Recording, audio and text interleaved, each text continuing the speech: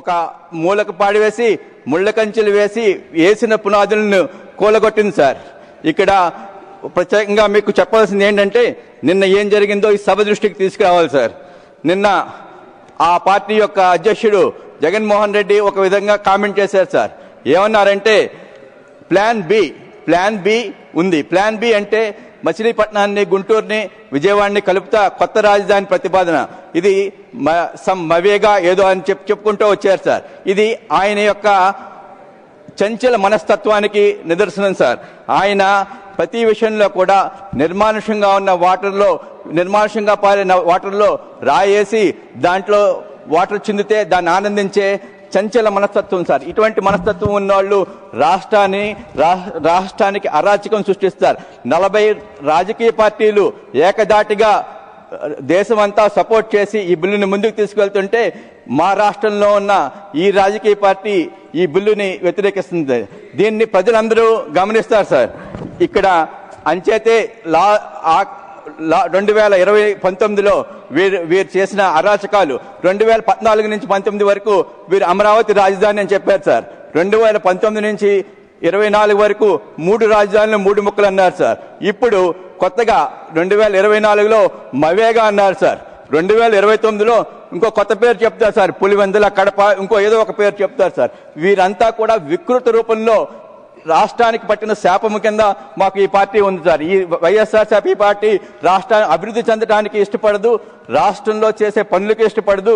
వారు ఈ విధంగా వాకౌట్ చేయటం చాలా దుర్మార్గకరం. ఇది దేశ ప్రజలందరూ ఈ పార్లమెంట్ సాక్షిగా చూస్తున్నారు సార్. వీరు చేసిన పాపాలు, వీరు చేసిన అన్యాయాలు సార్. ఇక్కడ అమరావతి మహిళలు, అమరావతి యొక్క దీక్షల గురించి ఒక మాట చెప్పుకోవాలి సార్.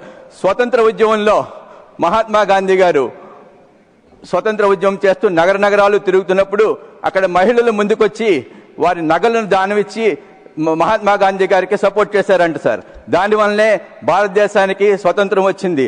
ఆ విధంగా సపోర్ట్ చేసిన వల్లనే, అదే విధంగా ఈ అమరావతిలో ఉద్యమం చేస్తున్నప్పుడు అదేవిధంగా మహిళలందరూ ఉద్యమం చేస్తున్నట్టు మా గౌరవ ముఖ్యమంత్రి గారి భార్య, మా తల్లి గారు భువనేశ్వరి గారు ఆ ప్రాంతానికి వెళ్లి ఆ ఉద్యమం ఒక రూపు చూసి ఆ చేతిలో ఉన్న 2 గాజులు తీసుకెళ్లి ఇచ్చారు సార్. ఇది స్వతంత్ర ఉద్యమం ఆ రోజు ఎలా వచ్చిందో ఇవాళ అమరావతి ఉద్యమం కూడా అదే విధంగా ముందుకు సాగి రైతుల యొక్క విజయంగా తెలియజేస్తున్నాం సార్. అంతేకాకుండా ఈరోజు మీకు ప్రత్యేకంగా తెలియజేయాల్సింది ఏమనగా, ఈరోజు హనుమాన్ జయంతి సార్. ఈరోజు దేశ ప్రజలందరూ పవిత్రమైన హనుమాన్ జయంతి జరుపుకుంటున్నారు సార్. అయోధ్యలో నాడు రాముడు హనుమంతుడు తోడుగా ఉన్నారు. అమరావతిలో రాముడైన మా సీఎం చంద్రబాబు నాయుడు గారికి ఒక హనుమంతుడు కాదు సార్, 2 హనుమంతులు ఉన్నారు. ఒకరు పవన్ కళ్యాణ్ గారు అయితే మరొకరు యువ నాయకులు లోకేష్ గారు. ధర్మం కోసం జరిగిన యుద్ధంలో రాముడి మార్గంలో నడిచి దేశ రక్షణ చేసిన ఆ హనుమంతుడైతే, అమరావతి కోసం జరిగిన యుద్ధంలో మా రాముడి మాటే శాసనంగా మా 2 హనుమంతులు దుష్ట రక్షణ కోసం పోరాడుతున్నారు సార్. ఈరోజు ఎంతో పట్టుదలతో ఈ బిల్లు ముందు 5 కోట్ల ఆంధ్ర ప్రజలకు ముందుండి చూడాలి, ఆంధ్ర ప్రజల ఆనందం చూడాలని చెప్పి మా నాయకులు వచ్చి ప్రత్యేకంగా ఈ సభను వీక్షించి, ఇది ఆంధ్ర ప్రజల యొక్క చిరకాల కోరిక, ఈ కోరికను మనం ముందుకు తీసుకెళ్లాలి అనే ఉద్దేశంతో, ఇది రాష్ట్ర ప్రజలకు అందించాలనే ఉద్దేశంతో వచ్చారు సార్. నిన్నటి అమరావతి గురించి ఒక చిన్న మాట సార్. నిన్నటి శాతవాహనుల వైభవం అమరావతి, నేటి చంద్రబాబు నాయుడు గారి సంకల్పం అమరావతి, నేటి విశ్వనగరం అమరావతి. జై హింద్ సార్, జై అమరావతి, జై తెలుగుదేశం. ధన్యవాద్ మానీష్ సతీష్.